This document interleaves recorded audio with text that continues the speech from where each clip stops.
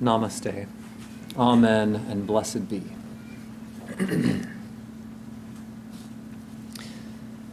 From just about every corner of the world, religion and spirituality is the stuff of awe and wonder.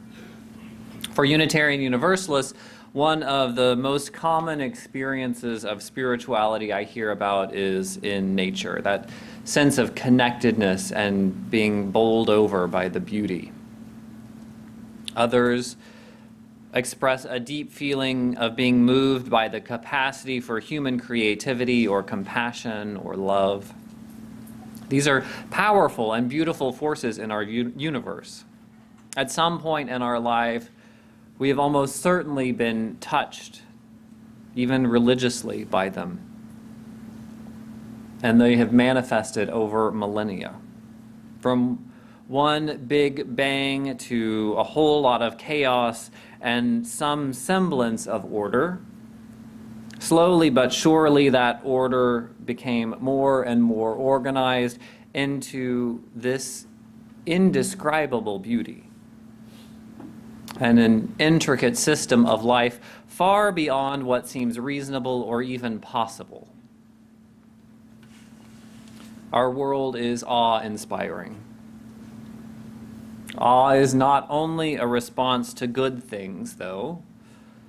Just as we've been humbled by beauty and compassion, we've also each been fundamentally challenged by the depths of human cruelty and the destructive forces of nature. As we sing the praises of beauty in our world, we also have to account for some of the apparent evil that emerges as an unfortunate accompaniment to that beauty. We don't have to look any farther than our own bodies to see this reality. We are crazy complex organisms. Each cell, each organ system does its part to keep us going, mostly supporting this ridiculous brain of ours. Our human brains are one of the gems of creation. It makes you feel pretty good. Looking at all that complexity, though, you begin to realize how delicate the system is. So much can and does go wrong with our bodies. It's like a machine or any other piece of equipment. The more moving parts involved, the more opportunity there is for malfunction. All that potential for good is accompanied by an equal potential for problems.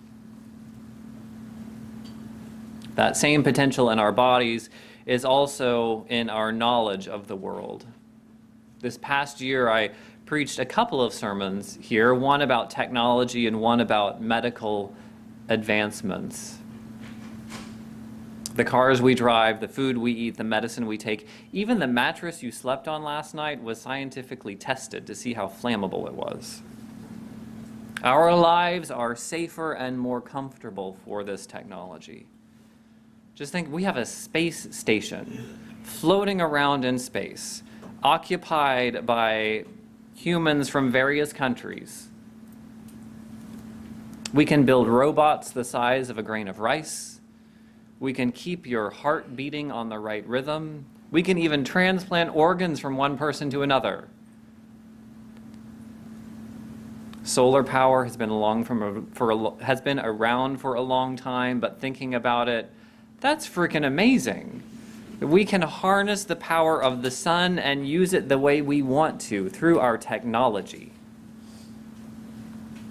We can even harness the energy stored within the structure of an atom. It's magic. Scientists have harnessed the energy of matter and are able to control it for human thriving. Nuclear energy is an incredible development.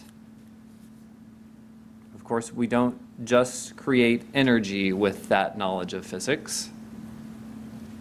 All those awesome accomplishments of science are unfortunately accompanied by some pretty nasty stuff. The development of nuclear weapons is probably the most awe-inspiring.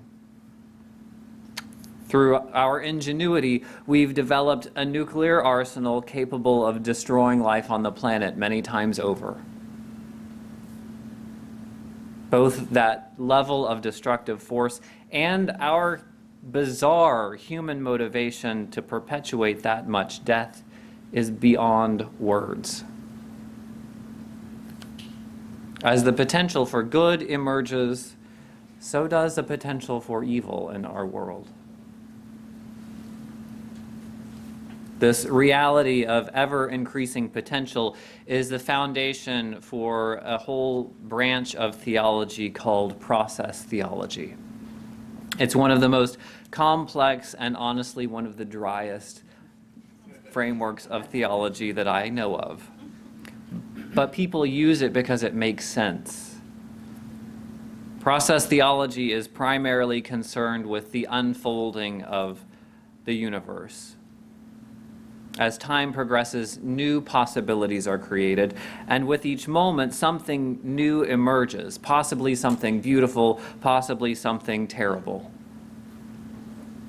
And process theology folks see God as the inspiration of that creative force, the force that brings about new possibilities.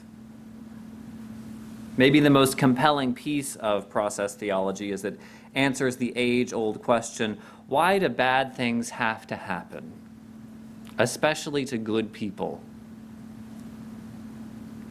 And it teaches us that bad stuff is a necessary consequence of the options of the good. As our world becomes more complex and life emerges, at the same time, opportunities for bad stuff emerge too.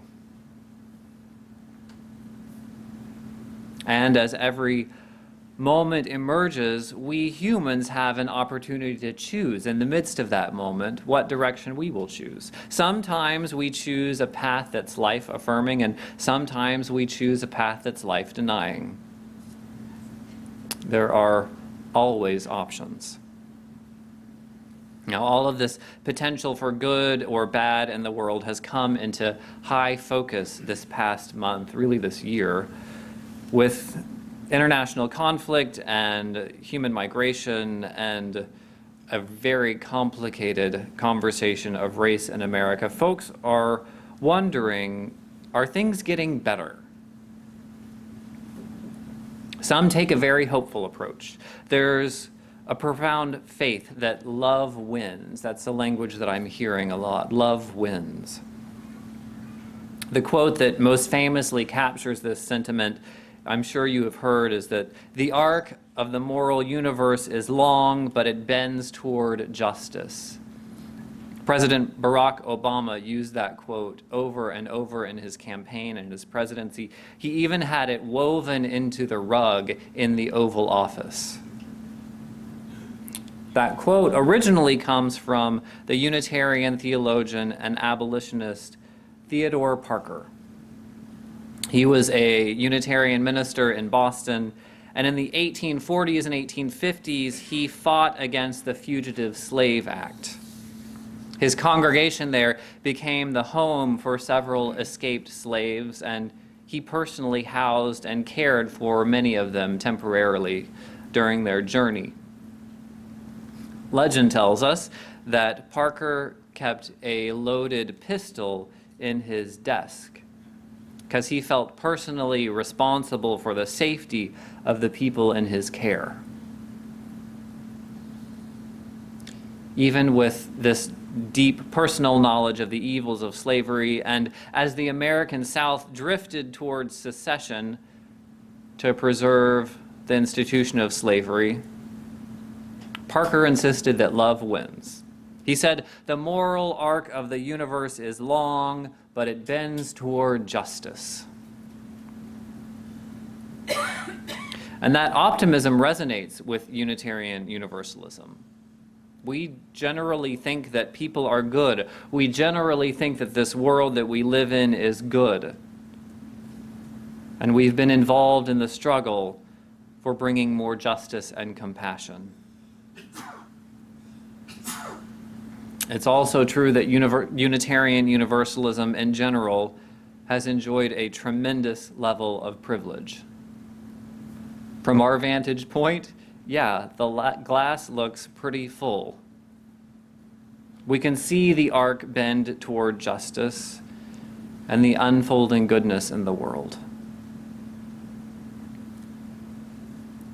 But like I was saying about this year, that optimism has been challenged somewhat with our increasingly fragile democracy and environmental challenges, to say very gently.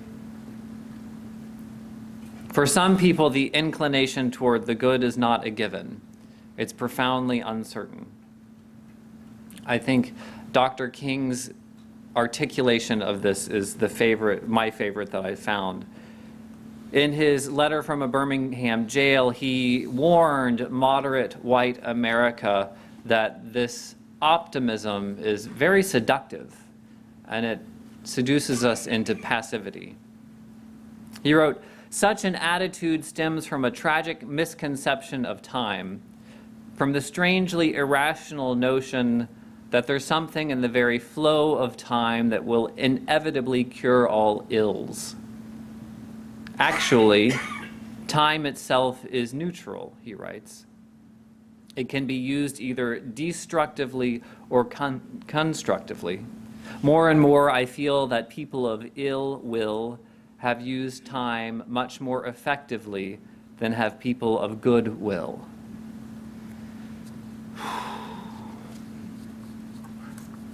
Two versions of the world. One suggests that moral progress is inevitable, and the other says every step forward is hard-won and could be easily lost. Both bubble up in my heart occasionally. I find myself agreeing with one and then the other depending on what I'm reading or who I'm listening to. Theodore Parker's version of the world, the moral arc bending toward justice, is beautiful and inspiring. And some of our history clearly reflects a broadening of freedoms. As I said, it jives with our Unitarian Universalist principles, and I like that. It's a statement of faith that I've heard a lot of UUs make.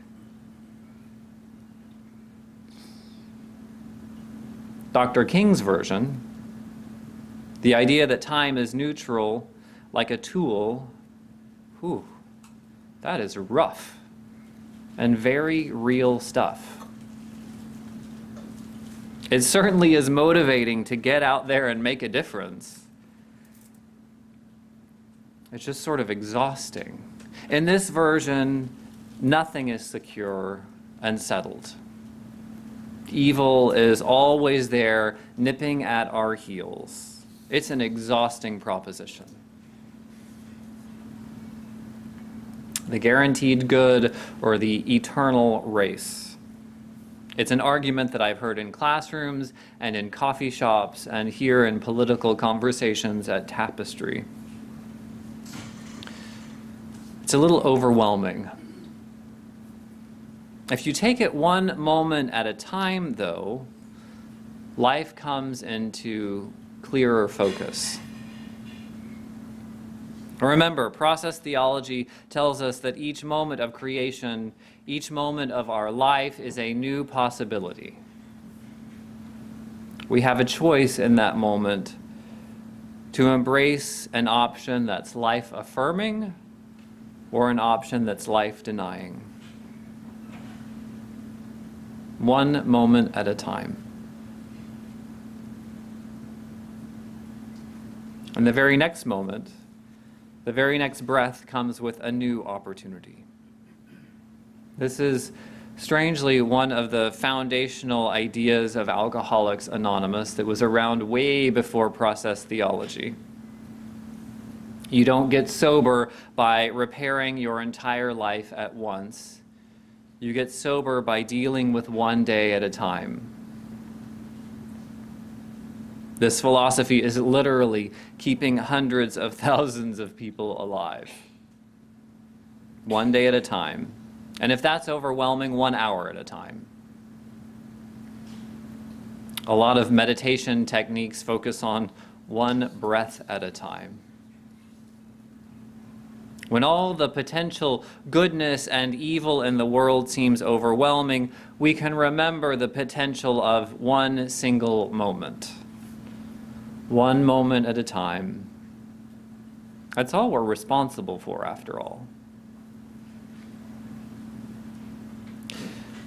When I first started writing this sermon, I honestly intended to land on Dr. King or Theodore Parker.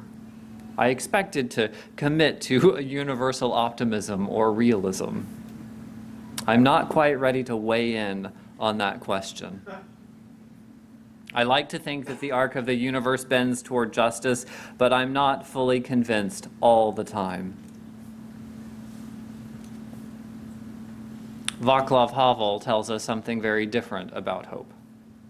Hope isn't the conviction that something will turn out well, but the certainty that something makes sense, regardless of how it turns out. I can't guarantee that everything will turn out okay, but it makes sense to do what I can to nudge the world in that direction. I can't guarantee that love and compassion will necessarily win, but I can find hope in doing what makes sense. Hope is not the conviction that something will turn out well, but the certainty that something makes sense, regardless of how it turns out. As far as I can tell, taking one more step and leaning into love is what makes sense in the moment. Amen.